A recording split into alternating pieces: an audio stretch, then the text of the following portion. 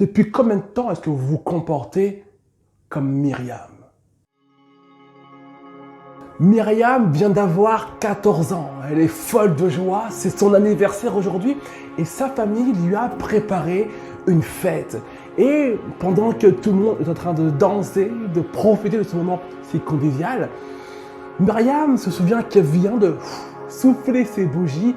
Mais malgré tout, là, maintenant, tout de suite, elle se rappelle que sa main lui fait atrocement mal.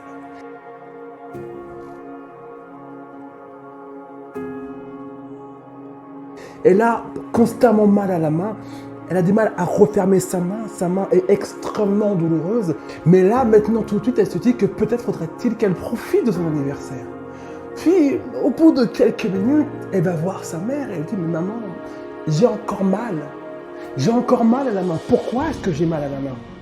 Et sa mère lui dit « Ma chérie, c'est ton anniversaire, donc profites-en, amuse-toi, profite. » Donc elle se dit que peut-être que maman a raison, donc elle décide de s'amuser malgré tout avec ses copains, ses copines qui sont venus chez elle pour jouer avec elle en ce jour si particulier. Et pendant qu'elle joue, c'est plus fort qu'elle. Encore cette main qui lui fait mal depuis tellement de temps, depuis tellement d'années. Puis le lendemain après-midi, il est à peu près 16h, 16h30, ding ding. On entend sonner à la porte d'entrée.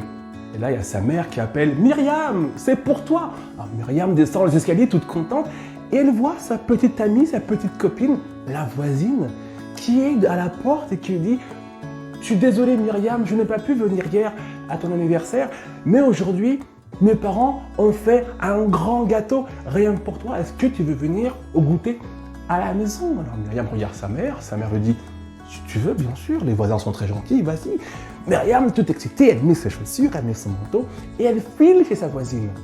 Et là, elle rentre chez eux, waouh, une belle maison et il y a les parents qui l'accueillent. « Bonjour Myriam, comment tu vas ?»« Ben je vais bien », elle leur répond. « Joyeux anniversaire », lui disent les deux parents, très excités, très contents d'avoir Myriam, la copine de leur fille, chez eux. Et là, la copine de Myriam me dit « Viens avec moi, on va manger le magnifique gâteau qu'ont préparé mes parents pour nous. » Donc ils se mettent autour d'une grande table. Il y a le papa, la maman, la copine de Myriam, son frère et Myriam. Et ils discutent, il y a une bonne ambiance, tout le monde papote. Et pendant qu'elle mange, elle regarde encore sa main et ça lui fait mal. Mais elle se dit, je dois profiter de ce moment unique. Ma copine m'a invité chez elle pour manger ce délicieux gâteau. Il faut que j'en profite. Et puis maman m'a dit que c'était normal d'avoir mal à la main. C'était tout à fait normal, donc je ne dois pas y penser. Je ne dois pas y penser. Puis, la mère de sa copine se rapproche d'elle et lui dit « Myriam ?» Alors elle regarde la mère. « Oui, madame. » Et elle lui dit « Myriam, depuis combien de temps est-ce que tu tiens ton couteau comme ça? Pourquoi tiens-tu ton couteau de cette manière ?» Et Myriam le regarde et lui dit « Mais j'ai toujours fait comme ça. Depuis toute petite, je tiens mon couteau comme ça. Et on m'a dit que c'était ce qu'il fallait faire. » Et la mère de sa copine dit « Et veux-tu essayer de faire comme nous? De prendre mon couteau et de le tenir comme ça. » Myriam, assez perplexe, regarde la mère de sa copine et lui dit « D'accord, je vais essayer. » Puis, après cette courte discussion, elle décide de finir de manger son gâteau en tenant cette fois-ci, pendant toute la fin du repas, son couteau de cette manière, pour la première fois de sa vie. Puis la fin du repas arrive, ils ont bu du jus d'orange, ils ont chanté des chansons, et pour la première fois depuis tellement longtemps, sa main ne lui fait plus mal. Elle n'a plus mal à la main. Puis la mère de la copine de Myriam, voyant que Myriam s'amuse, que Myriam est joyeuse, que Myriam n'est plus douloureuse, elle se rapproche d'elle et elle lui dit « Myriam, tu sais, ceci est un objet extrêmement pratique, mais si tu l'utilises mal, il te fera du mal. »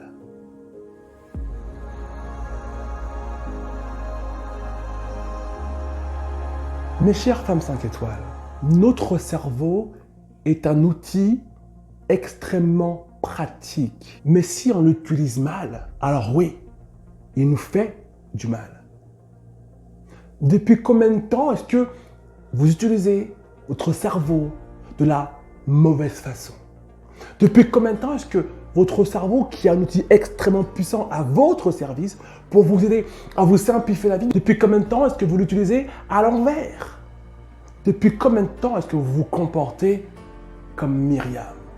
Depuis combien de temps est-ce que votre entourage vous dit que si vous n'avez pas la vie que vous voulez, que si la vie que vous avez au quotidien vous fait mal, vous fait souffrir, vous attriste, que c'est normal et qu'on finit par s'y faire et qu'on finit par s'habituer à une vie dans laquelle on n'a aucun succès, dans une vie dans laquelle on se sent si mal, dans une vie dans laquelle on n'est pas nous-mêmes, on n'est pas épanoui. Depuis combien de temps est-ce que vous avez cette vie-là en pensant qu'elle est normale?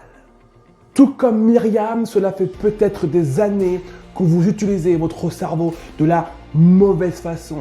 Et c'est pour cette raison qu'aujourd'hui, vous n'avez pas exactement la vie que vous méritez et que vous souffrez au quotidien dans une vie qui n'est pas la vôtre.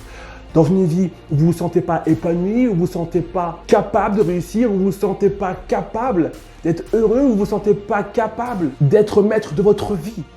En fin de compte, une vie dans laquelle vous souffrez depuis des années. Notre cerveau est comme ce couteau, extrêmement pratique uniquement et seulement si nous décidons de l'utiliser dans le bon sens. Et le problème, c'est que lorsqu'on vous a appris depuis tout petit, à utiliser votre cerveau dans le mauvais sens, vous finissez par croire que c'est normal d'utiliser votre cerveau dans le mauvais sens. Vous finissez par croire que c'est normal de ne pas avoir de chance, de souffrir au quotidien, de ne pas se sentir forte au quotidien, d'échouer dans tous ces projets au quotidien, de ne pas avoir la vie que vous méritez au quotidien. Vous finissez par croire que c'est normal parce que la plupart des gens qui vous entourent vont vous dire « Bah moi c'est pareil, j'échoue, j'ai pas de chance, j'aime pas ma vie, je suis pas épanoui. » On finit par s'y faire.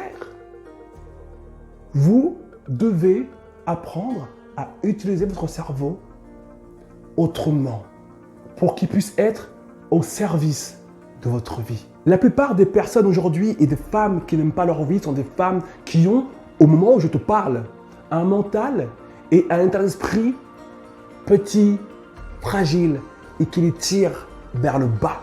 Mais la bonne nouvelle, c'est que ce n'est pas parce que depuis toute petite, on t'a appris à vivre de cette manière que tu dois, toi, aujourd'hui en tant qu'adulte, prendre la décision de continuer à vivre de cette manière en utilisant mal ton cerveau. Et c'est ceci que j'ai envie de t'apprendre à faire dans mon programme Mindset Power. Je veux t'apprendre à faire en sorte que ton cerveau soit non pas ton ennemi, soit non pas un instrument que tu utilises de travers, à l'envers et qui du coup ne peut pas te procurer de succès au quotidien, de réussite au quotidien, de bonheur au quotidien, d'épanouissement au quotidien, mais à l'inverse, un outil que tu utilises intelligemment.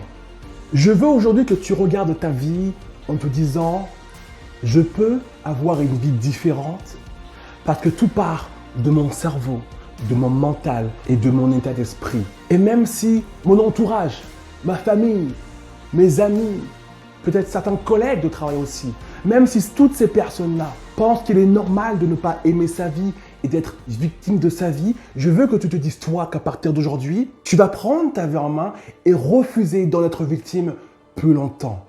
La petite Myriam était persuadée que de tenir son couteau comme ça était normal parce qu'on lui avait appris à tenir son couteau comme ça. Et du coup, elle était persuadée que le fait d'avoir mal constamment à la main, forcément, à force de couper encore et encore les éléments de cette manière-là, elle était persuadée que sa douleur était légitime. Parce que tout le monde autour d'elle faisait la même chose. Tout le monde autour d'elle coupait les aliments comme ça. Donc tout le monde avait mal, tout le monde souffrait et tout le monde pensait que c'était normal.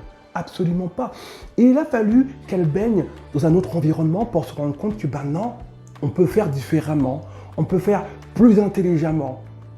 Et surtout, on peut faire en sorte d'utiliser convenablement un outil qui est d'une puissance incroyable. Dans ton cerveau, il y a ton avenir. Et en fonction de la manière que tu choisis d'utiliser ton cerveau, tu te crées un avenir, soit qui te plaît, soit qui va te tirer vers le haut, qui va te rendre puissante et te faire réussir au quotidien, soit à l'inverse, un cerveau qui va te tirer vers le bas et t'offrir échec après échec au quotidien.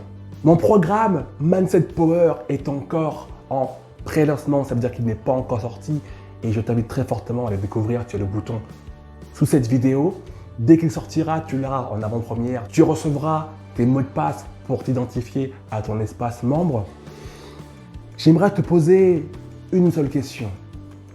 Pendant combien de temps encore vas-tu continuer à faire comme cette petite Myriam qui utilise un outil tellement pratique de la pire des façons?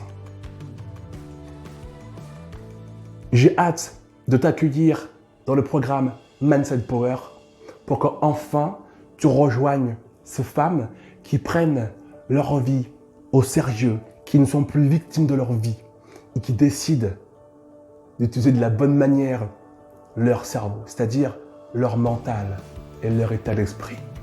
Il te faut de la puissance, ton cerveau va te fournir plus de puissance que tu n'en auras jamais demandé.